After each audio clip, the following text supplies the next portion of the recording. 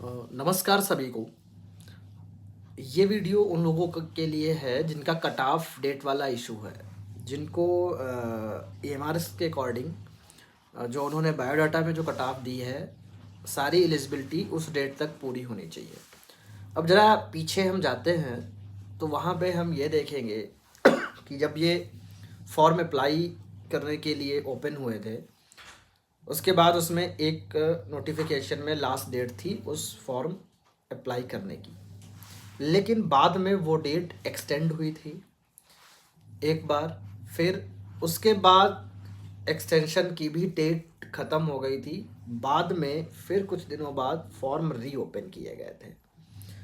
तो ये पूरा माजरा था फॉर्म एप्लीकेशन का जिन लोगों ने किया है।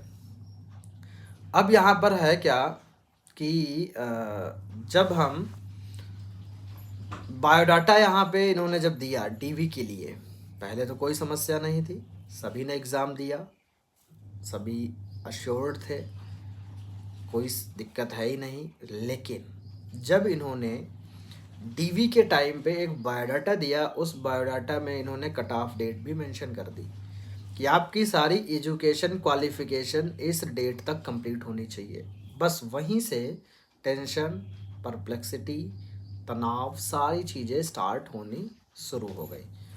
अब क्या है कि इसमें वो कैंडिडेट जिनकी एलिजिबिलिटी पहले की है वो भी थोड़ा तनाव में आए। कैसे?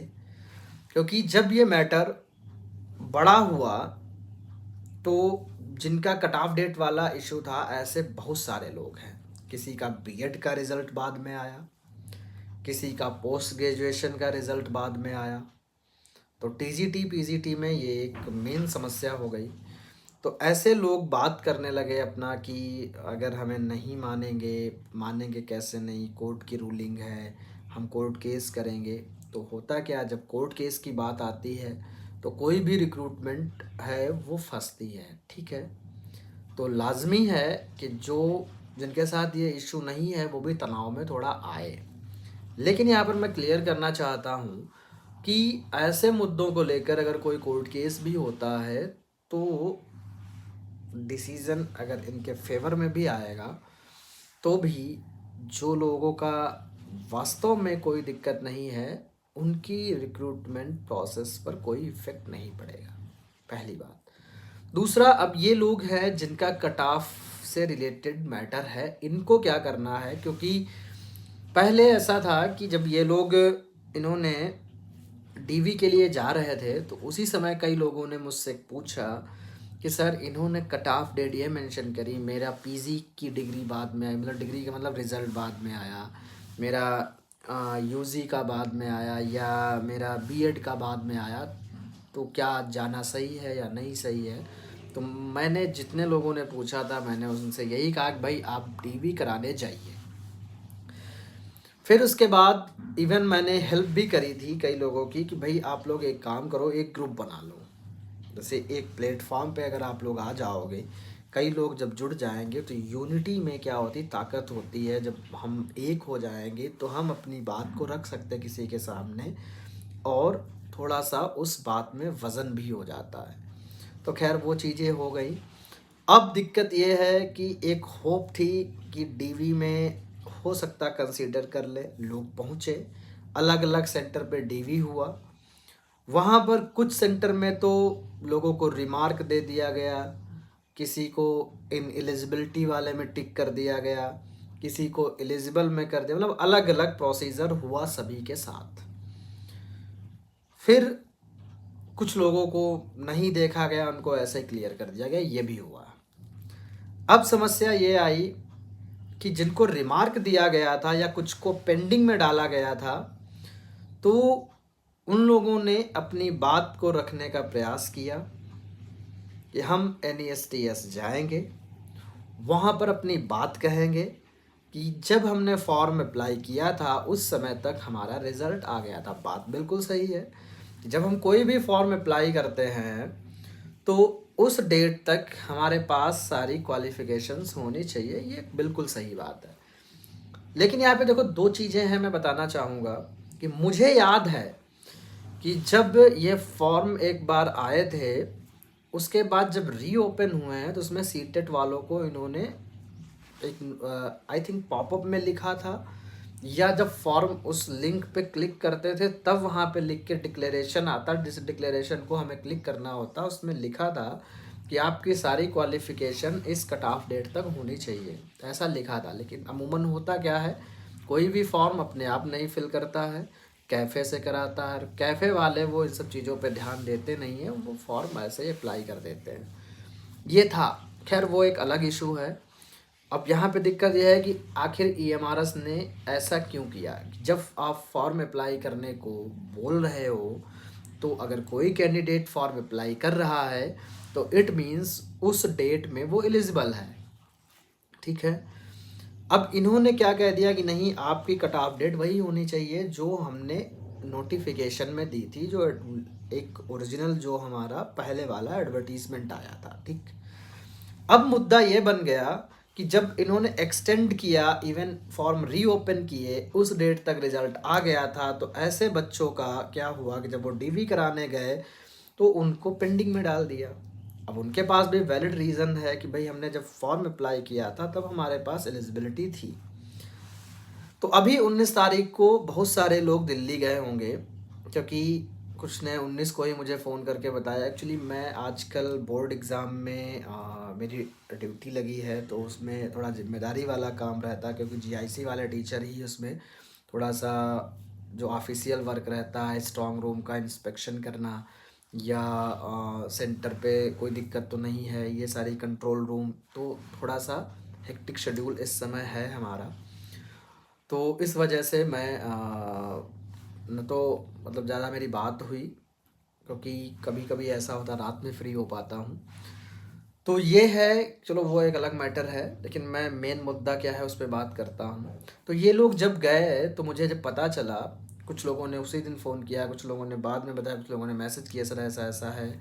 जब 8-10 लोगों ने मुझे बता दिया कि सर उन्होंने बोला है कि आप लोगों को रिजेक्ट कर देंगे, आप लोगों का नहीं होगा, उसकी जगह पे वेटिंग वालों को लेंगे, ऐसा उन्होंने बोल दिया।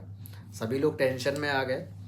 तो अब क्या करना है वो मैं बता रहा हूँ। देखो, इसमें करना ये है, अभी आप लोग वेट करिए ज्वाइनिंग का। जब ज्वाइनिंग आपकी आ जाए, मतलब अगर आपको रोका जाए, बाकी लोगों की तो आएगी ही, क्योंकि ज्वाइनिंग लेटर ये देंगे, और ज्वाइनिंग लेटर जल्द ही देंगे, मतलब फर्स्ट वीक ऑफ मार्च आपके इशू होने लगेंगे। तो अगर आपका नहीं आता है, देन आपके पास प्रूफ हो जाएगा कि भाई हमें इन्होंने रिजेक्ट किया है। तब आप लोग ऐसा कर सकते हैं, आप लोग शायद एक प्लेटफॉर्म पे हैं भी, मैंने भी यही कोशिश करी थी कि एक ग्रुप बनाया जाए जिसमें सारे कैंडिडेट को एक प्लेटफॉर्म पे लाया जाए, और मोस्टली हैं भी, शायद 800-900 लोग जुड़े भी हैं एक ग्रुप में।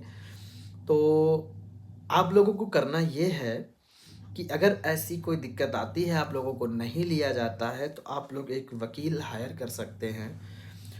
मुद्दा आपका यही रहेगा कि जब हमने फॉर्म अप्लाई किया था तब हमारे पास एलिजिबिलिटी थी, ईएमआरएस ने अपने नोटिफिकेशन में या बायोडाटा में ये कैसे डिसाइड कर लिया कि आपकी एलिजिबिलिटी वही रहेगी। अगर आप फॉर्म अप्लाई करने का मौका दे रहे हो तो फिर लास्ट डेट वही होती है एलिजिबिलिटी की जब फॉर्म क्लोज होते हैं फाइनली।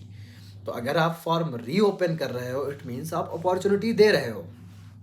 तो फिर आप ऐसा कैसे कह सकते हो कि आपके पास वो कट ऑफ डेट होनी चाहिए। भाई मान लो कि अगर हम कोई फॉर्म अप्लाई कर रहे हैं, ठीक है, तो सभी को पता ही चल जाता वो फॉर्म आए हैं, तो वो फिर धड़ाधड़ अप्लाई करने लगते हैं। भाई अगर हम बेरोजगार हैं और हमारे पास कोई फॉर्म आया है, उसकी हम एलिजिबिलिटी हमारे पास है, तो हम तो अप्लाई कर देंगे ना तुरंत।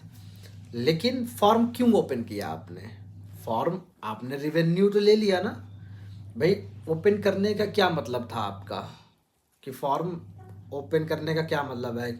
अगर हम फॉर्म ओपन करते तो यही तो मतलब है, और जितने लोग बचे हों या जिनका रिज़ल्ट बाद में आया हो, या मतलब कई बार तो ऐसा होता है कि जब हमारा रिज़ल्ट नहीं आता, पेंडिंग है, तो बहुत सारे कैंडिडेट फॉर्म ओपन करवाते हैं, सर प्लीज़ इसकी डेट बढ़ा दीजिए, या सर ऐसा कर दीजिए।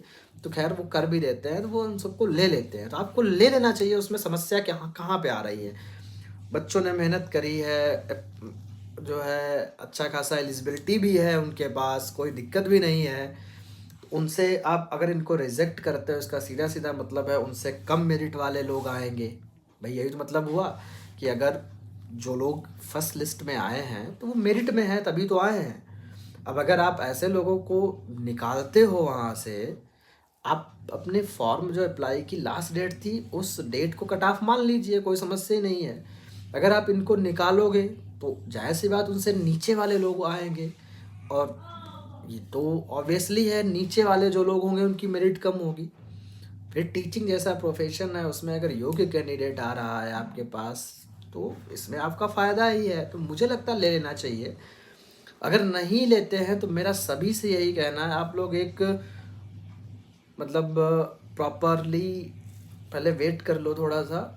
ये अगर बिल्कुल प्रूव हो जाता है कि भाई आपको ज्वाइनिंग लेटर नहीं इशू किया गया, आपको रिजेक्ट ही कर दिया गया, तो आप लोगों का यही बेस बनेगा कि हमने जब फॉर्म अप्लाई किया था तो उस समय मेरे पास सारी एलिजिबिलिटी थी। अब आपने बायोडाटा में कट ऑफ डेट कैसे पहले की रख दी, ये मेरे समझ में नहीं आया। तो इस बेस पे आप लोग जा सकते हैं। तो बस यही कहना था कि करना क्या है आप लोगों को, अभी थोड़ा वेट करना है ज्वाइनिंग लेटर का, क्योंकि उन्होंने बोला है ऐसा। हो सकता है वो कुछ सोचे विचारें, कुछ मंथन करें, अपॉइंटमेंट लेटर दे दें तो टेंशन ही ख़त्म है। अगर नहीं मिलती है तो आप लोग ये कर सकते हैं। बाकी जिनका कोई इशू नहीं है, जैसे वो भी लोग कह रहे हैं कि सर कोर्ट केस ये लोग कर देंगे तो सर पूरी रिक्रूटमेंट पे प्रभाव पड़ेगा, पूरी रिक्रूटमेंट रोक दी जाएगी, तो ऐसा नहीं होगा।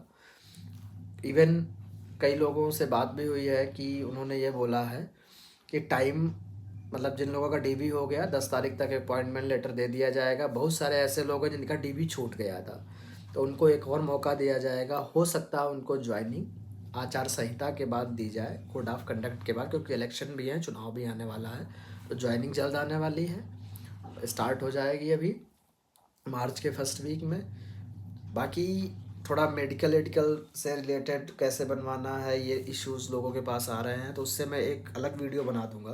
वैसे मेरे वीडियो पड़े हैं KVS के, जब उस समय आया था तो मेडिकल फिटनेस कैसे बनता है। अभी आपको कुछ नहीं कराना है, ज्वाइनिंग लेटर के साथ प्रोफार्मा आएगा, उस प्रोफार्मा में जो दिया हो उसके हिसाब से उसको काउंटर साइन करवाना है। बाकी मैं मेडिकल फिटनेस पे कैरेक्टर पे एक वीडियो सेपरेट बनाऊंगा, मैं बताऊंगा। मिलता हूँ नेक्स्ट वीडियो में।